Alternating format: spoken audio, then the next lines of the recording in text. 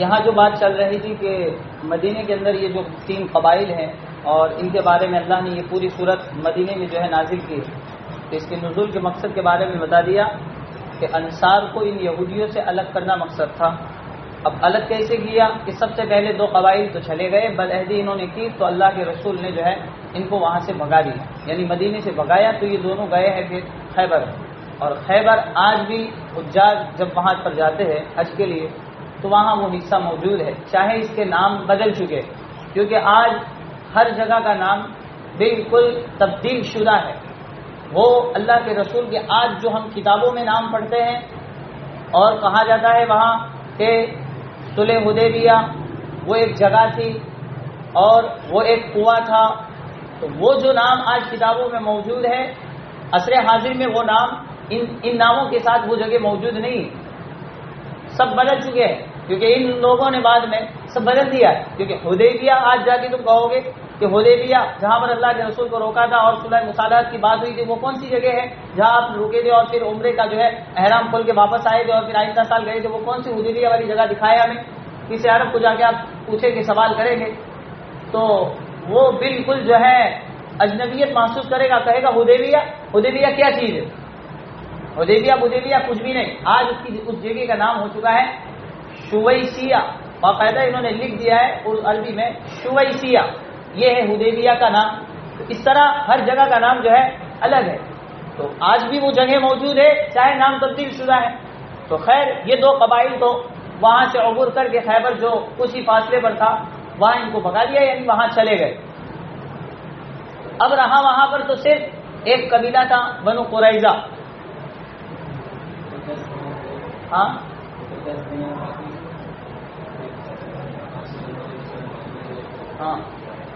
تو وہی تو کہہ رہا ہوں کہ وہ جو بنو نذیر کا جو قبیلہ تھا، بنو نذیر، ایک بنو قینقاع، ان کو بدر کے وقت بدعہدی کی وجہ سے ان کو خیبر بھگایا، اور یہ بنو نذیر جو ہیں انہوں نے بھی بدعہدی کی۔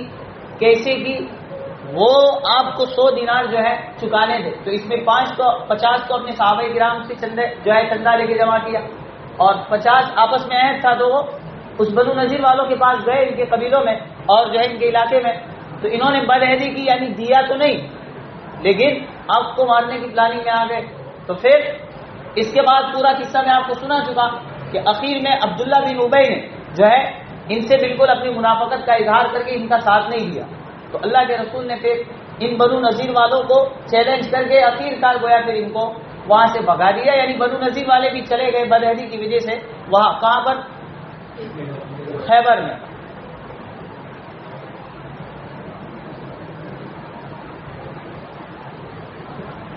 تو یہ بھی گویا وہاں سے یعنی مدینے سے بدعہدی کی وجہ سے چلے گئے۔ اب وہ رہا مسئلہ کہ 50 دینار تو آپ نے جمع کر دیے اور بقیہ 50 کا کیا ہوا؟ تو ظاہر سی بات ہے اب وہ انہوں نے جو ہے خلاف ورزی کی، تو ان سے تو اب نہیں لیے بلکہ دیے بھی نہیں انہوں نے، تو ان کو تو نکال دیا، بقیہ 50 آپ نے اپنے اعتبار سے کر کے پھر جو ہے جو سامنے والا مرد مارا تھا اس کو اس کی دیت دے دی، یعنی یہ تو کام مکمل ہو گیا۔ اب اس میں مدینے میں جو تھا بنو قریظہ، اس نے بھی جو ہے اس وقت تو کچھ نہ کچھ آپ کا ساتھ دیا، اس سے جو بھی تعاون ہوا، ابھی تک اس نے بدعہدی نہیں کی تھی اس لیے اس کو نہیں نکالا تھا۔ اب اس کے بعد 4 یہ جو بنو نذیر کو نکالا، اس کے بعد قصہ 4 ہجری کا آتا ہے احزاب کا، کیونکہ پہلے قینقاع چلے گئے، بنو نذیر بھی خیبر میں چلے گئے، اور اس سے پہلے سن ہجری 2 کے اندر بدر ہوئی ہے، اور بدر میں ایک عالمی جو ہے شکست ہوئی ہے ان کفار کو۔ ابو جہل ان کا جو ہے بڑے بڑے سرگنا، عتبہ، شیبہ، ابو جہل اور اس طرح بڑے بڑے جو سرگنا تھے وہ سب کے سب مارے گئے، بلکہ یہاں تک لکھا کہ یہ عقبہ بن ابی معیط جس نے اللہ کے رسول پر نماز کی حالت میں اجڑی کو ڈالا تھا، تو جو ہے اور ساتھ میں حضرت جو ہے فاطمہ آپ کی صاحبزادی ہے، وہ کچھ نہیں بول سکتی ہے، عورت ہے، تو اس بدماش کو جب وہ 70 قیدی ہاتھ میں آئے تھے بدر میں، تو بڑے بڑے جو سرگنا اور سردار ہوتے تھے، جس میں ابو جہل تو گیا، سب کے سامنے گیا، اس کا سر بھی عبداللہ ابن مسعود نے کاٹ کے اللہ کے رسول کے گود میں پیش کر دیا، اور اسی طرح وہ 2 بچے معوذین جو ہے معوذ جو ہے معاذ اور معوذ جو دو بچے ہیں، انہوں نے کچھ جو ہے خیر جو جس نے بھی مارا جو کچھ بھی ہے، تو ابو جہل بھی گیا، اس کے بعد بڑے بڑے عتبہ شیبہ ولید وہ سب گئے، اس کے ساتھ یہ عقبہ بن ابی معیط بھی تھا قیدیوں میں. تو اس کو تو کیا کیا کہ وہاں سے جب دوڑ کے ان کو بدر جب جنگ پوری ہو گئی تو ان کو قید کرنے کے لیے مدینہ جب لے جایا جاتا تھا تو اس کو صحابہ کرام نے راستے ہی میں نمٹا دیا. کیوں؟ اس لیے کہ اس نے بدماشی بہت ہی خطرناک کی تھی کہ آپ پر اس طرح نماز کی حالت میں بدماشی کی تھی، تو اس کو راستے ابھی مدینہ پہنچنے سے پہلے راستے ہی میں اس کو مار دیا، اور دیگر جو بقیہ تھے ان کو قید کر کے پھر لے گئے. خیر تو بڑے بڑے ان کے چلے گئے تھے، اب ان کو غصہ تھا بہت ہی زبردست ان کو، اور ظاہر سی بات ہے جن کو قید کیا ان کو پھر بعد میں چھوڑ دیا گیا فدیہ لے بدر میں، تو ان کو غصہ بھرا ہوا تھا کہ کب موقع ملے اور ہاتھ آئے محمد تو ان کا ہم خاتمہ کریں. تو یہ بدر میں بھی ان کو شکست ہوئی، پھر احد ہوئی، احد میں عارضی طور پر مسلمانوں کو ہوئی، لیکن بعد میں نتیجتاً پھر ان کو جو ہے جس کو ہم حمراء الاسد کے نام سے تعبیر کرتے ہیں یا بدر صغریٰ، اس کے اندر ان کو شکست ہوئی. تو اب یہ بالکل بوکھلا چکے تھے اور بارہا یہ اپنے دماغوں میں یہی تصور کرتے تھے کہ کب موقع آئے اور ان کو مارے. تو بدر اور احد میں یہ پریشان تھے صحابہ اور اللہ کے رسول سے. اور پھر اس کے بعد یہ دو قبائل خیبر میں چلے گئے. تو اب انہوں نے پلاننگ بنائی کہ دیکھو 2 سال سے یہ محمد ہمارے لوگوں کو مار رہا ہے، تو ایک کام کرے اب جو ہے ہم سب جمع ہو کے یک بار کی جاتے اور اس پر جو ہے حملہ کرتے. انہوں نے جب یہ بات کہی تو انہوں نے بات کہنے سے پہلے پیغام پہنچایا کہاں پر؟ یہ جو مدینے سے جن کو بھگایا تھا یہ دو قبیلے یہودیوں کے جو بظاہر پہلے آپ کے تھے لیکن بدعہدی کی وجہ سے وہ خیبر میں بھگا دیے، اب ظاہر سی بات ان کا اخراج ہوا ہے تو وہ آپ سے ناراض ہی ہے. تو اب انہوں نے وہاں کا پیغام پہنچا کہ دیکھو ہم جا رہے تم ہمارا ساتھ دو گے؟ تو کہا بالکل، محمد نے ہمارے ساتھ اتنا بڑا جرم کیا، ہمیں نکالا ہے بھگایا، تو ہم بالکل تمہارا ساتھ دے گا. اور ایک کام کرے تم اور ہم سب مل کے جو ہے یہ 4 ہجری میں یہ جو احزاب کہاں ہے ہم سب مل کے جائیں اور محمد کو ایک بار کی جو ہے ختم کر دیں. تو انہوں نے پلاننگ بنائی. اور ابھی آپ کے ساتھ اگر وفا شعاری کا اور وفا کا معاملہ کرنے والا اگر ایک قبیلہ ہے تو وہ بنو قریظہ تھا، صرف 2 تو نکل چکے تھے. خیر احزاب میں یہ لوگ سب جمع ہو کے آئے. خیر پورا قصہ تو بعد میں آپ پڑھو گے کہ کیسی جنگ ہوئی، کیا آپ نے کیا، اور خندق کیسے، وہ سب جو ہے 4.5 کلومیٹر لمبی اور 15 فٹ گہری، اس میں پورا انسان اگر جائے تو پورا اوپر سے جو ہے نکل نہ سکے دوبارہ جل. تو اتنا جو ہے آپ نے سب جو کچھ بھی کیا وہ بعد میں آپ پڑھو گے. لیکن یہاں اتنا سمجھنا ہے کہ جب وہ آئے تو آپ نے اپنے حساب سے اس کی ترکیبیں اور اسباب جو ہے اختیار کیے. اب یہ جب یہاں سے عبور کر کے یہاں آئے سب جمع ہو کے جو ہے یہاں پہنچے مدینے میں، آپ کو پتا چلا آپ نے بھی جو کچھ کرنا تھا کیا.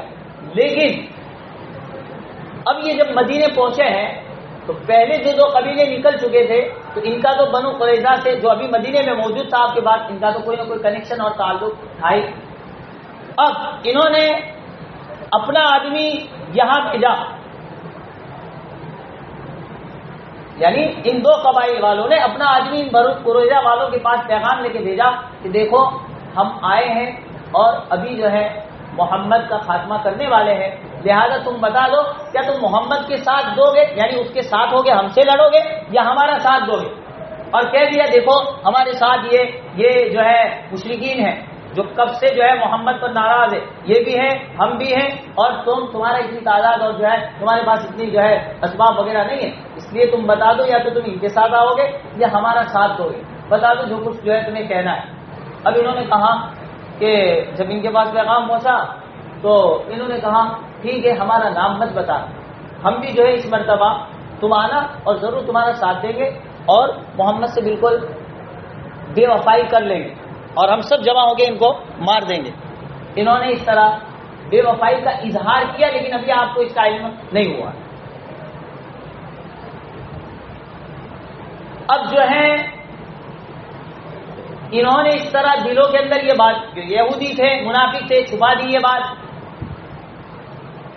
اور یہ پوری شان اور تیاری کے ساتھ یہ لوگ آ گئے.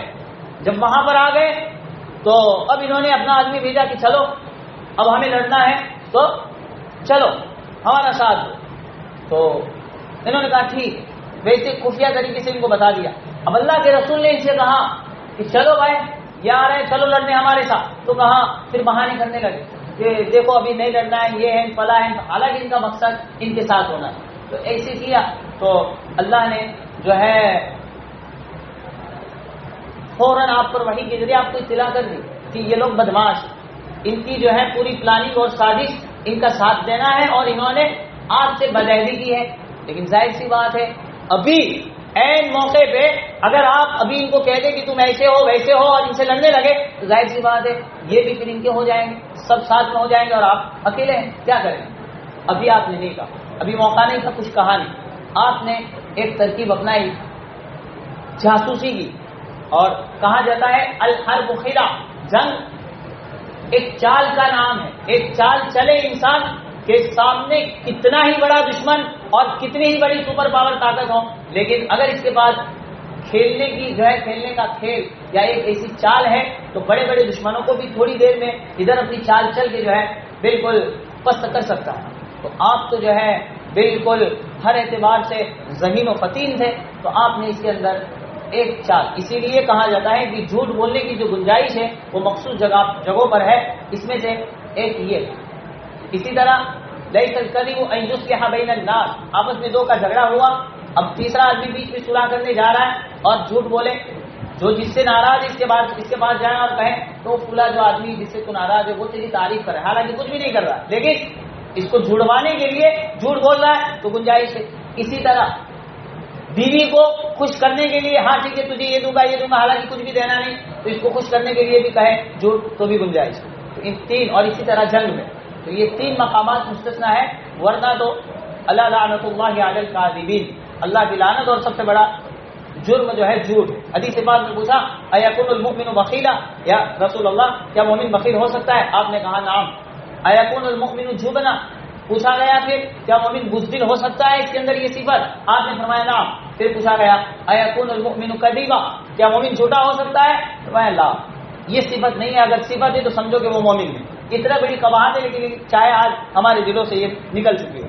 خیر، اب آپ نے ترکیب یہ اپنائی کہ ایک صحابی کو تیار کیا جن کا نام تھا ابو نعیم، ان کو تیار کیا اور کہا کہ تم جو ہے ان کے پاس بھی جاؤ اور یہ بنو قریظہ والوں کے پاس بھی جاؤ اور دونوں طرفوں کی بات کرو، یعنی یہ وہاں جا کے ان کی بات کرو اور یہاں آؤ تو ان کی بات کرو. اس طرح کی یعنی ایک چال چلو کہ ان دونوں کا آپس میں یہ جو جتھا ہے یہاں سے آنے والا دو قبائل اور مشرکین اور یہ قریظہ دونوں کے آپس میں جو ہے فوٹ پڑ جائے، یعنی آپس کے اندر دونوں کی کچھ عداوت ہو جائے تو ہمیں موقع مل جائے گا ان کو مارنے کا، اور پھر وہ نتیجے سے جب آپس میں جھگڑیں گے تو پھر بات جائے گی. جیسے کہ آج مسلمان آپس میں اختلاف ہو اور فرقوں کے اندر بٹے ہیں تو دشمن حاوی ہے اور اس کو راستہ بالکل ہموار ہے، جس طریقے سے چاہے ہمیں مار رہا ہے، جس طریقے سے چاہے ہماری شریعت پر ڈاکہ زنی کر رہا ہے. تو ابو نعیم سب سے پہلے گئے بنو نذیر اور قینقاع اور مشرکوں کے پاس. خیر مشرک تو وہ تو تھے ہی لیکن اصل وہ گئے ان دو قبائل کے پاس اور انہوں نے جا کے کہا کہ دیکھو بنو قریظہ جو تمہارے آدمی ہیں اور تمہارا ساتھ دینے کی جو بات کرتے ہیں، تو دیکھو جب لڑائی شروع ہو جائے گی محمد کی اور تم سب محمد کی اور ان کی آپس میں، تمہاری اور محمد کی جب آپس میں لڑائی ہوگی تو اگر خدا نہ خواستہ تم شکست کھا گئے یعنی تم ہار گئے تو تم کیا کرو گے؟ تو انہوں نے کہا کہ تم بھاگ جائیں گے یہاں سے اپنی جگہ اصل خیبر چلے جائیں گے. تو کہا دیکھو تم تو بھاگ جاؤ گے لیکن یہ تمہارا قبیلہ جو ابھی تمہیں کہتا ہے کہ ہم تمہارا ساتھ دیں گے تو یہ اس وقت تمہارا ساتھ وہ ایسا کہتے ہیں کہ دیکھو اگر ہار ہوئی تو ہم تو رہنے والے ابھی مدینے کے، تو باغات سامان گھر گاڑیاں سب کچھ مدینے میں ہے، تو چلو کچھ لے جائیں لیکن دیگر سامان لے کے کیسے ہم بھاگ سکتے ہیں؟ تو اگر بھاگنا ہوا تو ہم کبھی جو ہے ان دو قبیلوں کا ساتھ نہیں لیں گے، یعنی بھاگیں گے نہیں. وہ تمہارے بارے میں ایسا کہتے ہیں کہ اگر ہار ہوئی تو تم بھاگ جاؤ گے تو یہ تمہارا اس وقت ساتھ نہیں دیں گے یعنی نہیں بھاگیں گے. تو ان کو ورگلایا ان کے بارے میں. پھر وہ وہاں یہ کہتے کہ اچھا ایسا ہے، وہاں ایسا ہے، تمہیں پوچھ رہا ہوں تو پوچھ لو. پر ٹھیک ہے ہم سوچتے ہیں یوں. وہاں کہہ کے یہ آدمی وہاں سے پلٹ کے آیا ادھر قریظہ کے پاس. قریظہ کے پاس آیا اور کہا اس نے دیکھو تم نے آپس میں عہد کیا کہ ہم ایک دوسرے کا تعاون کریں گے اور ایک دوسرے کو پوری جو ہے اتحاد کا ثبوت پیش کریں گے اور ساتھ دیں گے ایک دوسرے کا.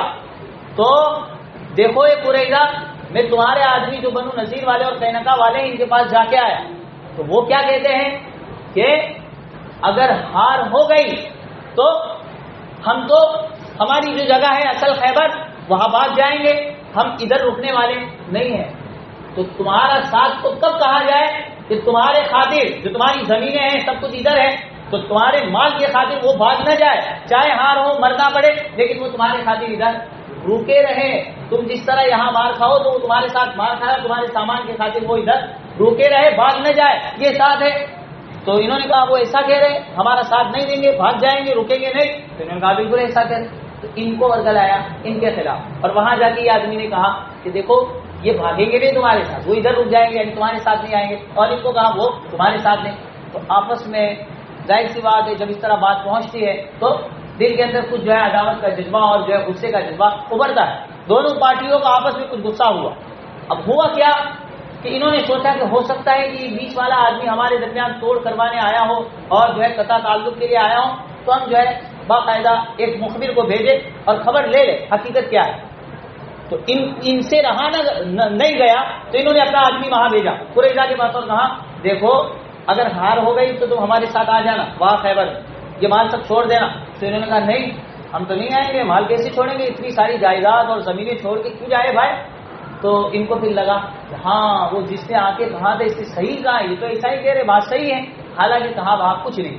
انہوں نے اپنی چال چلی تو انہوں نے پوچھا تو حقیقت میں ایسا ہی ہو گیا۔ پھر انہوں نے اپنے آدمی کو وہاں بھیجا کہ کیا تم ہمارے بارے میں ایسا کہتے ہو کہ تم چلے جاؤ گے، ادھر نہیں رکو گے۔ تو انہوں نے کہا ظاہر سی بات ہے مار کیوں کھائے بھائی، رک کے مار کیوں کھائے، جب مار کھانے کا موقع آتا ہے تو چلے ہی جاتے، کیوں رکے آپ۔ تو انہوں نے کہا اچھا اس نے کہا تھا کہ وہ نہیں رکیں گے، اس کی بات بالکل صحیح۔ اس طرح چال چلی، یہ آپس میں تھے، جب بات ایک دوسرے کی طرف سے ہو گئی تو پھر یہ آپس میں بس این ہی وقت تھا کہ ابھی جھگڑ جائے، یعنی لڑنے پہ آ گئے آپس میں۔ اصل لڑائی تھی اللہ کے رسول کی لیکن یہ آ گئے آپس میں لڑائی۔ جب آپس میں توڑ ہو گیا تو ہم سب کو پتا ہے کہ احزاب میں کیا ہوا، جب آپس میں یہ جب کچھ ہلکا ہو گیا ان میں اور آپس میں ان کے پاؤں اکھڑ گئے تو اللہ نے اپنے طور پر پھر ہواؤں کو بھیجا، اور یہ آقی جہاں رہ رہے تھے وہ کس میں رہ رہے تھے، کوئی مکان نہیں تھا، تمبو باندھ کے اور جو ہے لکڑیاں کھڑی کر کے وہاں وہ پڑاؤ ڈال کے رہ رہے تھے ایک طرف۔ تو ظاہر سی بات اللہ نے ایسی ہوائیں چلائی، اس وقت ان کو جو ہے باقاعدہ جنگ نہیں ہوئی عذاب میں کہ یہاں سے لڑے ہو وہاں سے لڑے ہو، لڑنے کی کوئی ضرورت نہیں، جو ہے عارضی طور پر ابھی ان کو آپس میں جھگڑوا کے شکست دے۔ اب وہ ہوائیں آئی تو سب خیمے ان کے اڑ گئے۔ اب ظاہر سی بات ہے اول رہے کا تو سب چلے گئے۔ اس کے ساتھ ساتھ دوسرا نقصان یہ کہ آپس میں ان کا جو ہے بالکل قطع تعلق اور دشمنی ہو گئی۔ اب یہ آپس میں جم کے ان سے لڑ بھی کیسے سکتے ہیں، تو یہ دو چیزیں، اور اس کے ساتھ ساتھ اب آہستہ آہستہ مسلمان ان کی طرف جو ہے کچھ اپنے قدم بڑھانے لگے۔ اب ان کو احساس ہوا جب ہماری خیر میں، کیونکہ اب تو سب اکیلے ہو گئے، ایک آدمی ایک بڑا رستہ ہے، ایک آدمی اگر اس کو کھینچے گا نہیں کھینچا جا سکتا، سب جمع ہو کے کریں گے کام تو ہے۔ تو اب ان کو یہ احساس ہوا کہ اب مر گئے، تو یوں سوچ کے یہ نذیر اور قینقاع تو آئے تھے اپنی جگہ سے سیدھے بات تو چلے گئے، اور یہ بھی آئے تھے تو یہ بھی چلے گئے۔ اب رہے تو کون رہے، یہ کہاں جا سکتے ہیں، سب کچھ تو ان کا یہاں ہے، جائے تو کہاں جائے، گھر بھی کہاں ہے ان کا، ادھر ہی ہے۔ اب یہ رہ گئے ادھر۔ اب اللہ کے رسول نے عذاب تو چلا گیا کچھ نہیں، اور یاد رکھے کہ اس طریقے سے یعنی اس طریقے سے جاسوسی جو چلی ہے، یہ جاسوسی نفس سے بری شے ہے۔ کوئی کیا کر رہا ہے اس کی جاسوسی کرنا بالکل بڑا گناہ ہے، ایسا نہیں کرنا چاہیے۔ کوئی کسی سے بات کہہ رہا ہے تو اس کے کان میں جا کے وہ کیا کہہ رہا ہے، کسی کی دیکھ بھال کرنا وہ کیا کر رہا ہے وہ کیا نہیں کر رہا ہے، یہ جاسوس تو سب سے بڑا جرم ہے۔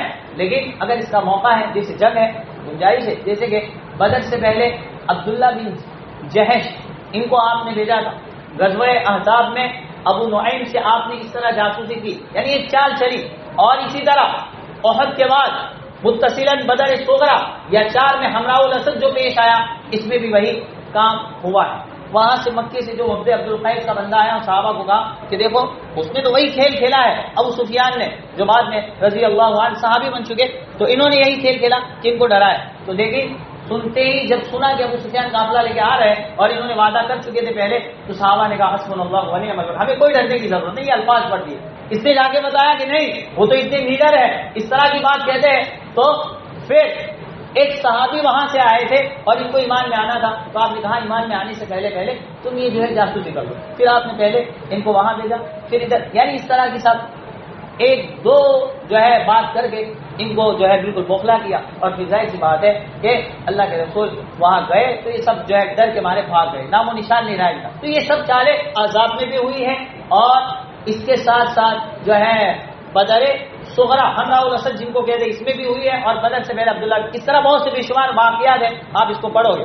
خیر یہ دو چلے گئے، سب چلے گئے، یہ رہے مدینے میں. اب احزاب میں تو کچھ نہیں ہوا، یہ سب ہوا یعنی اتنا ہوا کہ خیمے اڑے، یہ کچھ ان کو نقصان، اس میں باقاعدہ جنگ نہیں ہوئی. اس کے بعد احزاب کے بعد جو دوسرا سال آیا ہے اس میں غزوہ ہوا ہے اور جنگ ہوئی، غزوہ بنو قریظہ جو قریظہ کے نام سے مشہور ہے. اب جب دوسرا سال آیا فوراً جبرائیل آئے اور کہا کہ محمد ابھی تک آپ بیٹھے ہو، بیٹھنے کی کیا ضرورت ہے؟ یہ بدماش انہوں نے دیکھو کیا کیا آپ کے ساتھ، عین وقت پہ پھر گئے ہیں، جاؤ فوراً اپنے صحابہ کو لے کے اور ان کو مارو اچھی طرح. تو فوراً عذاب کے ختم ہوتے ہی دوسرے دن آپ نے تیاری کی اور صحابہ کرام کو لے کے گئے. ظاہر سی بات ہے وہی ہے، قریب نہیں گئے اور کہا اب کیا ہے تمہارا، بولو، اب تم ہاتھ میں آ گئے ہو، اب کیا کرنا ہے تمہیں، بس بتاؤ اس کے لیے، یا تو مار کھاؤ یا کچھ کیا کرنا ہے تمہیں، بول دو اب. تو اب انہوں نے کہا، اب ظاہر سی بات ہے ان کے سردار تھے سعد بن معاذ، وہ تو عبادہ تھے، انہوں نے اس سے پہلے 2 قبیلوں والوں کی سفارش کچھ کی تھی.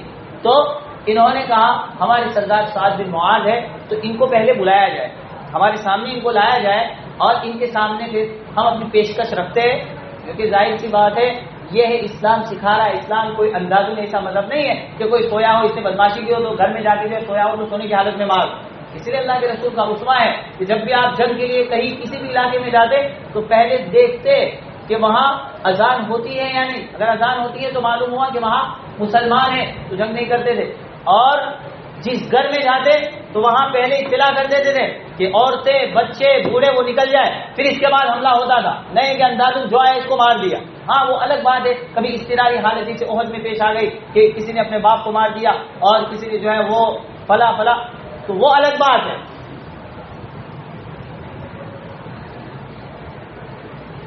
تو آپ نے کہا کیا کرنا ہے، تو انہوں نے اپنے امیر کا جو ہے حوالہ دیا. اب سعد بن معاذ ہم سب کو پتا ہے کہ ان کو اس سے پہلے ایک جنگ کے اندر یہاں تیر لگا تھا جس کی وجہ سے وہ چل نہیں سکتے تھے، صرف جو ہے چارپائی پہ سے بیٹھے رہتے تھے، کیونکہ اس سے پہلے جو جنگیں ہوئی اس میں ان کو تیر لگا تھا. اور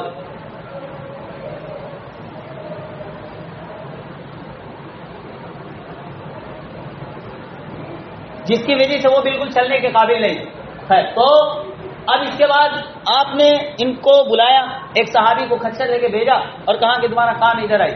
یا رسول اللہ حاضر ہو. تو وہ گدھے پہ بیٹھ کے یا گھوڑے پہ بیٹھ کے آئے گا، وہ لوگ بیٹھے تھے.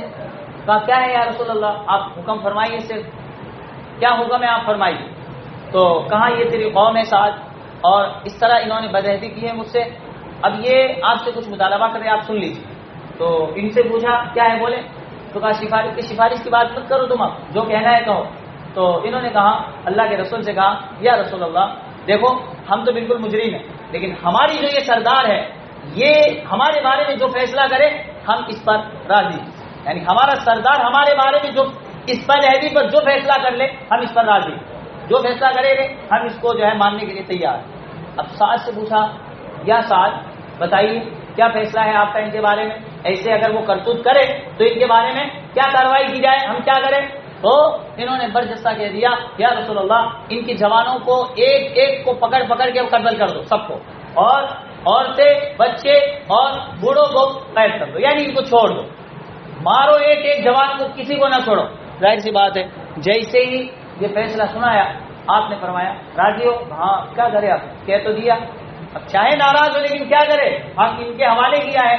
جیسے ہی کہا فوراً تمام لوگ ان کو جو ہے اچھی طرح پٹائی کرنے میں لگے، ایسے مارا، یہاں تک لکھا ہے کہ جو ہے اللہ کے رسول نے خود بنفس نفیس مدینے کی گلیوں کے اندر، کیونکہ وہ کوئی لمبے چوڑے بازار نہیں، گلیاں ہیں، تو گلیوں کے اندر ان کو زمین کے اندر کچھ کھڈے جو ہے کھدوائے اور ان کو جو ہے اس میں کھڑا کیا اور مٹی کو یہاں تک ڈالی تاکہ جلدی بھاگ نہ سکے، اور ہر ایک کو کھڑا کر کے لمبی قطاریں لگا کے آپ نے بنفس نفیس اپنی تلوار سے جو ہے 300 لوگوں کو جو ہے ایک ہی دن کے اندر آپ نے قتل کیا. صرف آپ کی بات ہے، صحابہ کی تو الگ، انہوں نے کتنوں کو مارا، لیکن آپ نے بیک وقت 300 کو بس ایک کی گردن ماری، پھر دوسرے کی یوں کرتے کرتے ایک ہی دن میں شام ہوتے ہوتے 300 کو آپ نے بنف سے نفیس مارا.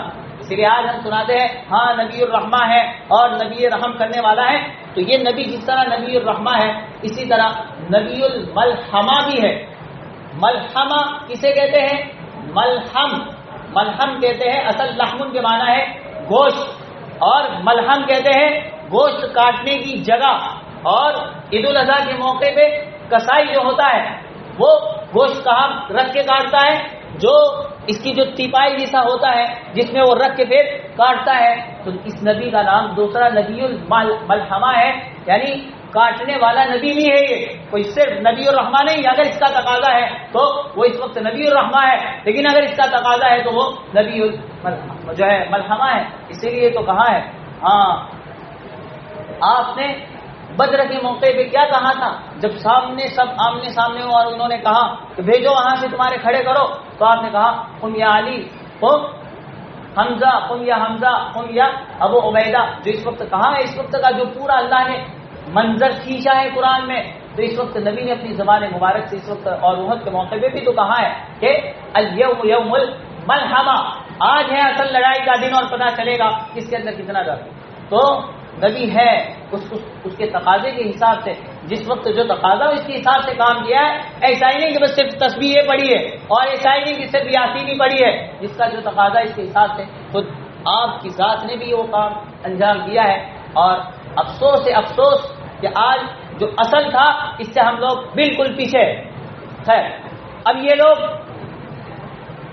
اس طریقے سے گئے، یعنی مدینے سے ان کو بھی ختم کیا. کس طریقے سے؟ اس طریقے سے.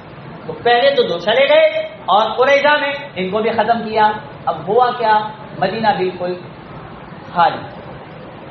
تو ان انصار کو یہ تو نکلے ہیں تو بعد میں نا، کوئی 4 میں نکلا ہے، کوئی عذاب میں نکلا ہے، لیکن جب تک یہاں تھے تب تک ان انصار کو کہا کہ یہ بدماش ہے اسے، اور اللہ تو پہلے سے جان رہا ہے یہ بدماشی بعد میں کرنے والے ہیں. اس لیے ان کو کہہ دیا تھا کہ ابھی جو اتنا کچھ وقت تک تمہیں ساتھ میں رہنا ہے تو ان سے الگ رہنا، کیونکہ یہ بعد میں سب ختم ہونے والے ہیں.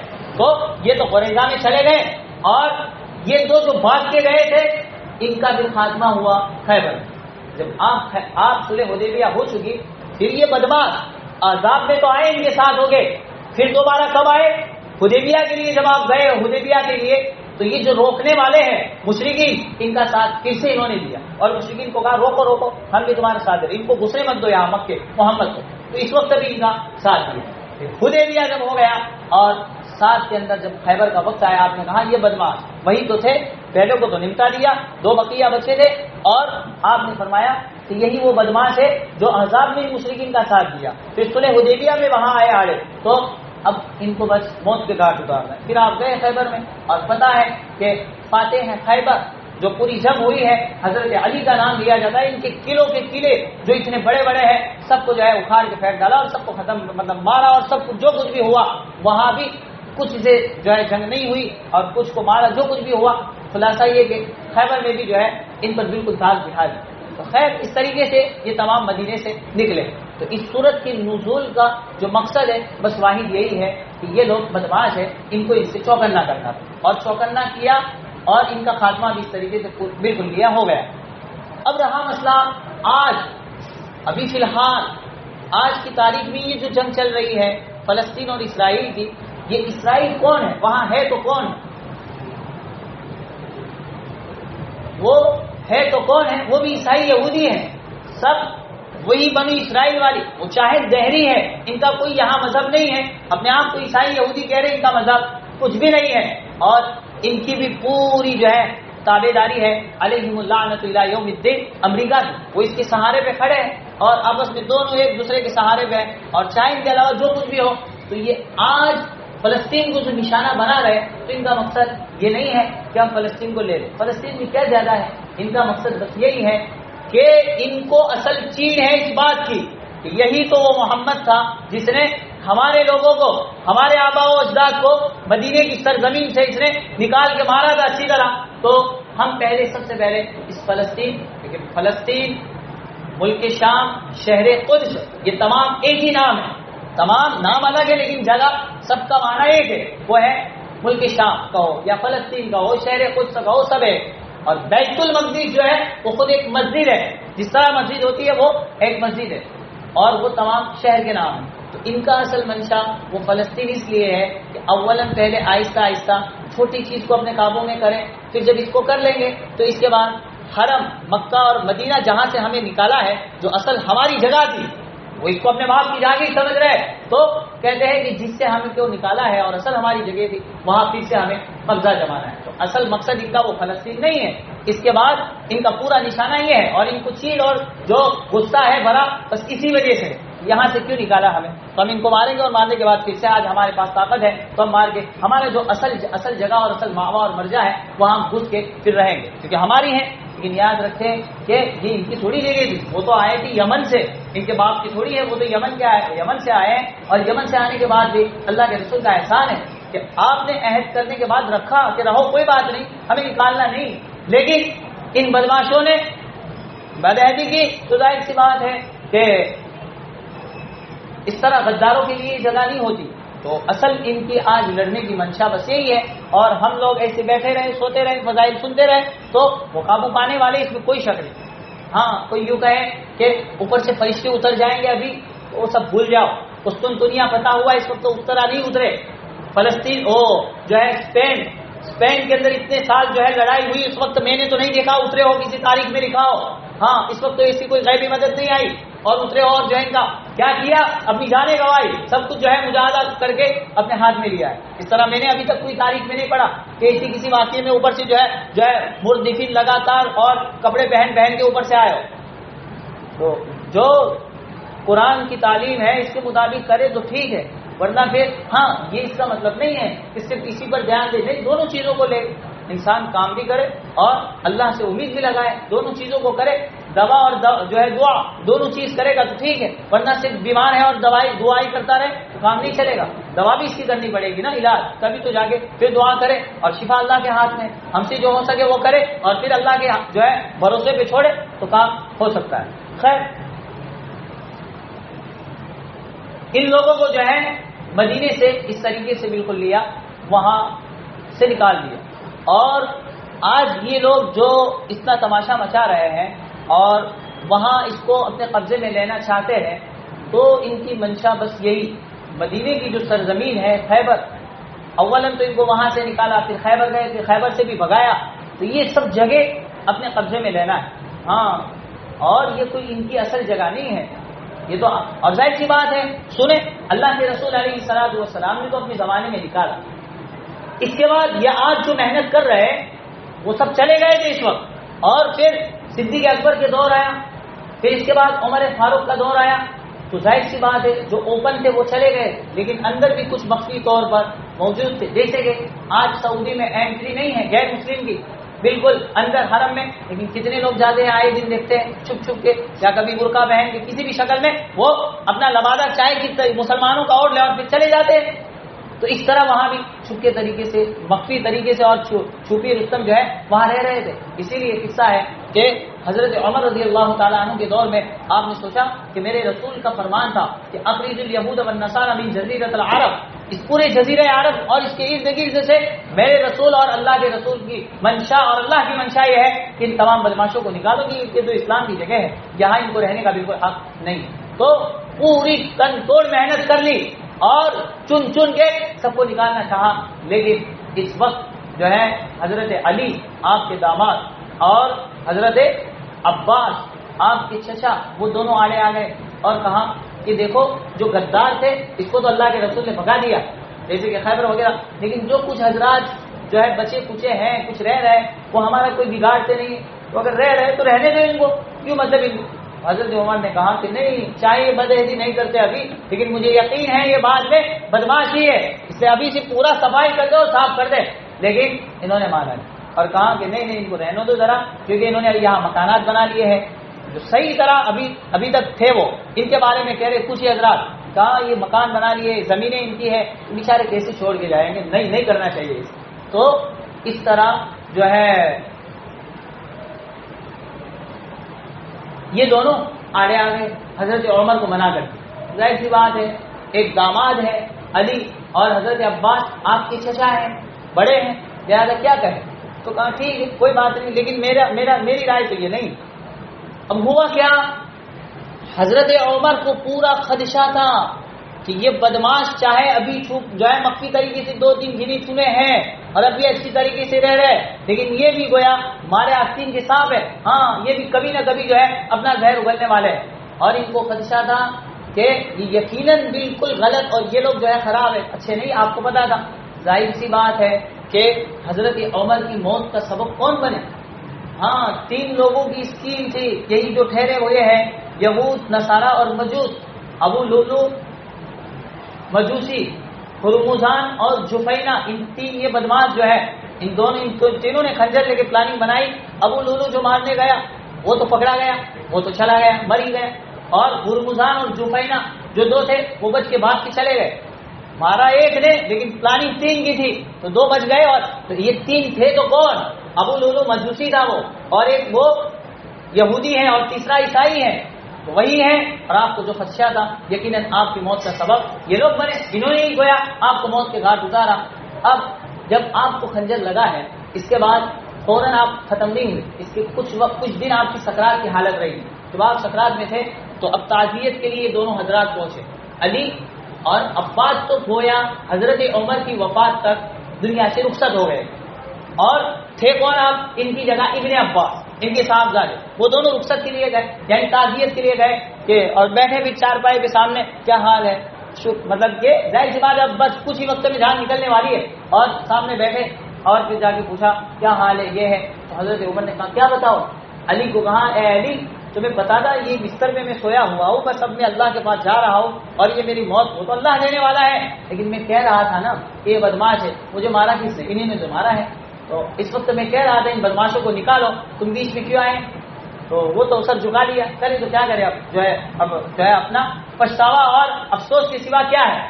اور ابن عباس بیٹھے تھے، ان کو پتا نہیں تھا، تو ان سے کہا اے عبداللہ ابن عباس تمہارے والد بھی بیچ میں آئے تھے، ہاں وہ آج زندہ نہیں ہے لیکن تمہارے والد بھی بیچ میں آ کے انہوں نے مجھے منع کیا تھا اور آج یہی لوگ میری موت کا سبب بنے، لہذا آپ دیکھ لیں اب بعد میں تمہارا کیا حشر ہونے والا ہے. تو یہ بھی جو ہے شرم کے مارے کیا کرے، یہ تو بیچارے نئے لیکن ان کے والد نے روک دیا تھا. تو اس وقت عیادت کے وقت حضرت عمر نے ان کو یہ بات بالکل الزامی طور پر بتا دی کہ میرا جو خدشہ تھا وہی ہوا، دیکھو میں تو جا رہا ہوں لیکن میرے بعد تم لوگ بھی ان سے بالکل بچتے رہنا. اب ظاہر سی بات ہے وہ تو چلے گئے دنیا سے، لیکن پھر آپ کو پتا ہے حضرت عثمان کی جو شہادت ہوئی ان میں بھی ان کا کردار رہا، اور حضرت علی جو بیچ میں آئے تھے اور انہی کے مد مقابل میں یہی بدماش پھر کھڑے ہوئے، اور آپ ہی کو فجر کی نماز میں جو ہے عبد الرحمن ابن منجم جو ہے وہی ہے انسان، اور انہوں نے جو ہے آپ کو مارا. تو جس کی خیر خواہی کی انہوں نے آپ کو ختم کیا. تو اس طریقے سے خلفاء کے دور میں حضرت عمر کی منشا اور اللہ کے رسول کی منشا بالکل صفائی کی تھی، لیکن ان کی وجہ سے کچھ رہے تو پھر اخیر تک کچھ رہے، اور پھر اخیر کے بعد آج ہمارے سامنے اوپن ہے. حالانکہ فرمان تو ہے ان کو پورا خالی کرنا ہے، اخرج الیہود والنصارى من جزیرۃ العرب، ہاں وقاتل المشرکین حتی لا تکون فتنہ، مارو یہاں تک کہ کوئی فتنہ یعنی کوئی کفر والا باقی نہ رہے. تو اصل مطلب یہ کہ اسلام کی سرزمین بالکل پاک ہو جائے، وہ مقصد تھا، اسی لیے تو آپ نے جنگیں لگی. اب بعد میں کچھ جو ہے خلش رہی، اس کے بعد جو دور آیا آج ہم دیکھ رہے، اس کے بعد سے تو کئی گنا آج بڑھ گئے، بلکہ اپنی پوری کی پوری آبادیاں انہوں نے جما لی ہے، گھر مکانات سب کچھ انہوں نے اپنا بسا لیا، اور نتیجتاً آج پریشانی کا عالم یہی ہے.